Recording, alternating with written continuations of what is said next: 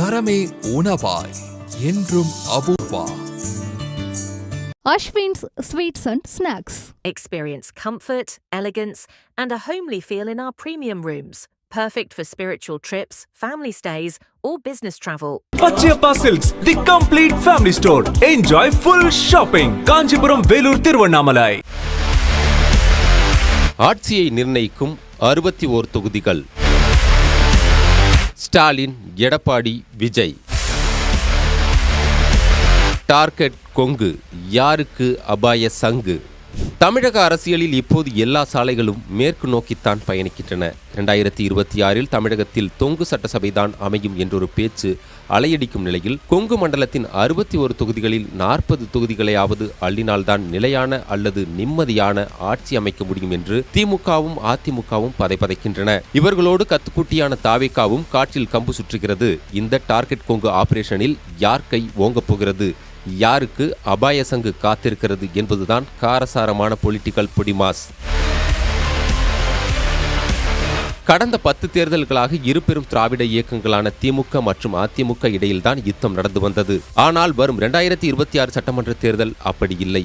அதிமுக கூட்டணியில் அங்கம் வகித்தாலுமே கூட பாஜக தன் முழு பலத்தையும் காட்டி அதகலம் பண்ண காத்திருக்கிறது. அதே போல விசிலடிக்கும் இளைஞர்களை நம்பி நடிகர் விஜயும் தேர்தல் கோதாவில் குதித்திருக்கிறார். இன்னொரு பக்கம் தனியாக வாள் சுழற்றுகிறார் சீமான்.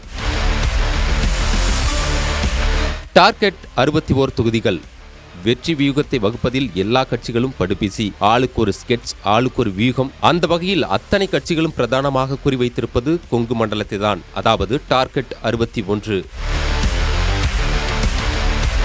கொங்கு மண்டலத்தில் உள்ள 9 மாவட்டங்களின் 61 தொகுதிகளில் கணிசமானவற்றை அள்ளினாலே அரியணையை நெருங்கி செல்வதற்கான வாய்ப்பு பக்காவாக செட் ஆகிவிடும் என்பதே அந்த கணக்கு. அதனால்தான் கடந்த நவம்பர் 30ஆம் தேதி கோபியில் மிகப்பெரிய பொதுக்கூட்டத்தை கூட்டினார் எடப்பாடி.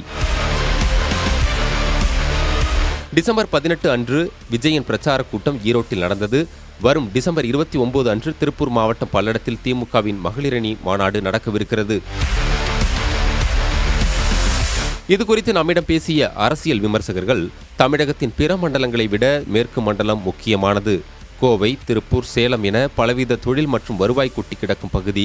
இங்கு வெல்வது தேர்தல் அரசியலுக்கு மட்டுமல்ல, வருவாய் அரசியலுக்கும் மிக முக்கியமானது. அதனாலேயே அத்தனை அரசியல் கட்சிகளும் கொங்குவை முற்றுகையிடுகின்றன. பழைய பிளானில் அதிமுக நீலகிரி, கோவை, திருப்பூர், ஈரோடு, கரூர், நாமக்கல், சேலம், தருமபுரி, கிருஷ்ணகிரி ஆகிய 9 மாவட்டங்களுமே எம்ஜிஆரின் அரசியல் எழுச்சிக்கு பின் அதிமுகவின் கோட்டையாகத்தான் பெரும்பாலான தேர்தல்களில் இருந்தன. 2021 சட்டமன்ற தேர்தலை எடுத்துக்கொண்டாலே ஆட்சியை இழந்த போதும் கூட அதிக எம்எல்ஏக்களை எடப்பாடி பெற்றது இங்குதான்.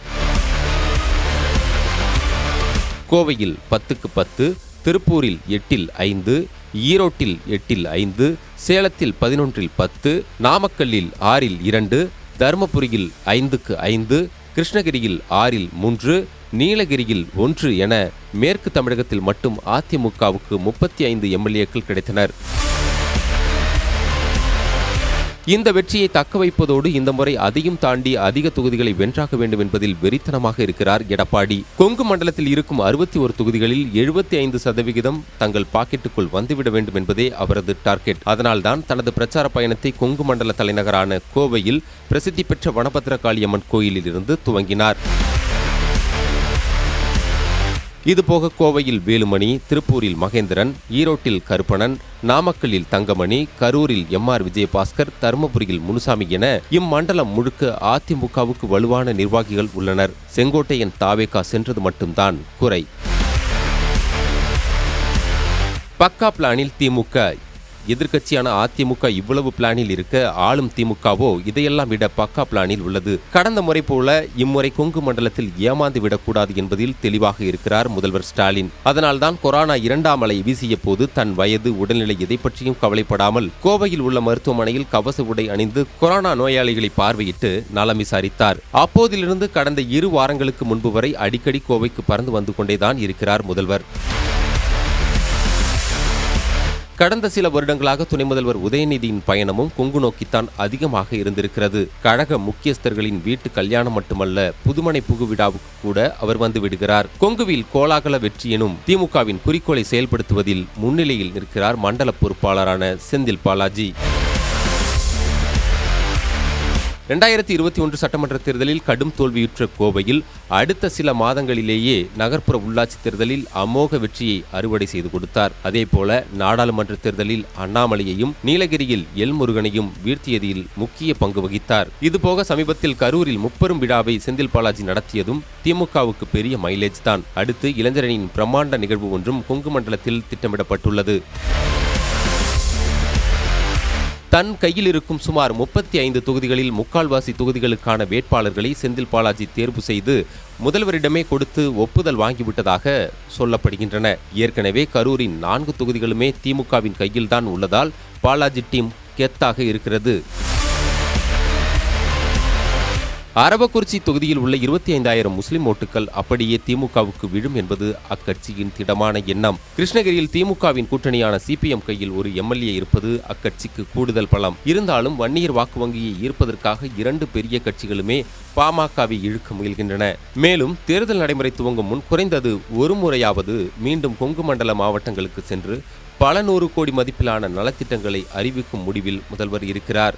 தனி ஆவர்த்தனத்தில் பாஜக அதிமுக கூட்டணியின் ஒரு அங்கமாகவே இருந்தாலும் கூட பாஜகவும் கொங்குவில் தனி ஆவர்த்தனம் செய்ய துடிக்கிறது. இதற்கு பல காரணங்கள். ஏற்கனவே கோவை தெற்கு, மொடக்குறிச்சி என்று இம்மண்டலத்தில் 2 எம்எல்ஏக்கள் 2021 தேர்தலிலேயே அக்கட்சிக்கு கிடைத்துள்ளனர். 2024 நாடாளுமன்ற தேர்தலில் தனித்து போட்டியிட்ட போது அண்ணாமலை, எல் முருகன், வசந்தராஜன், முருகானந்தம் என்று பாஜக வேட்பாளர்கள் கணிசமான வாக்குகள் வாங்கி அசத்தியிருந்தனர். அதிலும் அண்ணாமலை, முருகன் ஆகியோர் 2ஆம் இடத்திற்கு வந்து அதிமுகவையே பின்னுக்கு தள்ளியிருந்தனர். இதையெல்லாம் கூட்டி கழித்து பார்க்கும் பாஜக கொங்கு மண்டலத்தில் அதிக சீட் கேட்டு பெறுவது, கிடைக்கும் தொகுதிகளில் வென்றே தீருவது என தீவிரமாக இருக்கிறது. ஏனென்றால் தங்களுக்கு ஆதரவு இருக்கும் மண்டலத்தில் கணிசமான எம்எல்ஏக்களை பெற்றால்தான் அடுத்து வரும் தேர்தல்களில் அதிமுகவை நிர்பந்திக்க முடியும் என்பது அவர்களின் கணக்கு. தங்களின் நீண்டகால வெற்றிக்காக இப்போதே கொங்குவை பிராக்கெட் போடுகிறது பாஜக. சாதி ஓட்டுகளுக்கு குறி. இவற்றையெல்லாம் தாண்டி திமுக, அதிமுக, பாஜக எனும் 3 முக்கிய கட்சிகளுமே சாதி ரீதியிலான அரசியல் ஸ்கெட்சையும் தெளிவாக போடுகின்றன. அதாவது கோவை, திருப்பூர், ஈரோடு, கரூர், நாமக்கல், சேலம் என 6 மாவட்டங்களில் கவுண்டர் சமுதாய வாக்கு வங்கியையும், சேலம், தருமபுரி, கிருஷ்ணகிரியில் வன்னியர் வாக்கு வங்கியையும் பக்காவாக தங்கள் பாக்கெட்டுனில் பதுக்குவதற்கான வேலைகளையும் பார்க்கின்றனர். பாமகவை கூட்டணிக்குள் இழுக்க முயல்வதும் இந்த பிளானில் ஒரு அங்கம்தான். அதே வேளையில் இம்மண்டலத்தின் பிரதான பட்டியலின சமுதாயமான அருந்ததியர் சமூகத்தினர் பெரும்பாலும் எம்ஜிஆர் ரசிகர்கள்தான். அதனால் இரட்டை இலையில் எளிதாய் இவர்களின் வாக்கு விழும் என நினைக்கிறார் எடப்பாடி. அதே சமயம் திமுகவோ ஆதித்தமிழர் பேரவை உள்ளிட்ட அருந்ததியர் அமைப்புகளை தன் தோழர்கள் லிஸ்டில் வைத்திருப்பதன் மூலம் பட்டியலின வாக்கு வங்கியின் மெயின் பாகத்தை இழுக்க துடிக்கிறது. அவ்வகையில் விசிகாவும் உடனிருப்பது அவர்களுக்கு கூடுதல் பலமே. குறுக்க மறுக்க ஓடும் தாவேகா. சீனியர் கட்சிகளின் கொங்கு பாய்ச்சல் இப்படி இருக்கும் நிலையில் கத்துக்குட்டியான தாவேகாவும் கொங்கில் குறுக்க மறுக்க ஓடுகிறது. செங்கோட்டையனை தாவேகாவினுள் இழுத்ததும் அவருக்கு இம்மண்டலத்தில் முக்கியத்துவம் கொடுத்ததும் இந்த நோக்கில்தான். பனையூர் தாண்டி அரசியல் பண்ண துவங்கிய விஜய் முதலில் வந்தது கோவைக்குத்தான். அதேபோல் சமீபத்தில் ஈரோட்டிலும் நிகழ்வை முடித்துள்ளார். ஆனால் 41 உயிர்களை காவு வாங்கிய கரூர் துயரச் சம்பவம் தாவேகாவுக்கு பாதகமாகவே போகும் என்று கொங்கு மண்டல திமுகவினர் ஆருடம் சொல்லி வருகிறார்கள். செங்கோட்டையனை தவிர இம்மண்டல தாவேகாவில் வெளியில் தெரிந்த முகமென்று ஒருவரும் கிடையாது. செங்கோட்டையனே கோபியில் நின்றால் ஜெயிப்பது கஷ்டமே என்றும், இரட்டை இலை சின்னத்துக்குத்தான் மதிப்பே தவிர செங்கோட்டையனுக்கு இல்லை என்றும் வலுவான பேச்சு இப்பகுதியில் உலவத் தொடங்கியிருக்கின்றன. தவிர கொங்கு மண்டலத்தில் தாவேகாவுக்கு என பரிச்சயமான முகம் எதுவும் கிடையாது. பூத் கமிட்டி என்றால் என்ன என்று கேட்கும் நிலைதான் உள்ளது. முதலில் 61 தொகுதிகளுக்கு 61 செல்வாக்கான வேட்பாளர்களுக்கு அவர்கள் எங்கு போவார்கள் என்று கேட்கும் நிலைதான் உள்ளது. இதில் கொங்கு தரப்போகும் அபாய சங்கு யாருக்கு என்பது சில மாதங்களில் தெரிந்துவிடும் என்று விரிவாக சொல்லி முடித்தார்கள். இது குறித்து திமுக சார்பில் அமைச்சர் முத்துசாமியிடம் பேசினோம். மேற்கு தமிழகம் முழுக்க முழுக்க இம்முறை திமுகவின் கோட்டையாக போகிறது. அந்த அளவுக்கு வளர்ச்சி திட்டங்களை அள்ளி தந்துள்ளார் முதல்வர் என்றார். அதிமுக தரப்பில் வேலுமணியிடம் கேட்டபோது, ஏங்க 2021 கொங்குவை எக்கு கோட்டையாக்கி விட்டோம், திமுக ஆட்சிக்கு எதிராக கடும் எதிர்ப்பலை வீசுற நிலைமையில இந்த மண்டலத்தில் அமோக வெற்றி உறுதி என்றார். இறுதியாக தாவேகா தரப்புக்காக செங்கோட்டையனிடம் பேசிய போது, ஒட்டுமொத்த தமிழகமும் தலைவர் விஜய்க்கு ஆதரவு நிலைப்பாட்டில் இருக்கும்போது இம்மண்டலம் மிக நிச்சயமாக அவர் வசமாகும் என்றார். யார் கனவு பலிக்கப் போகுதோ?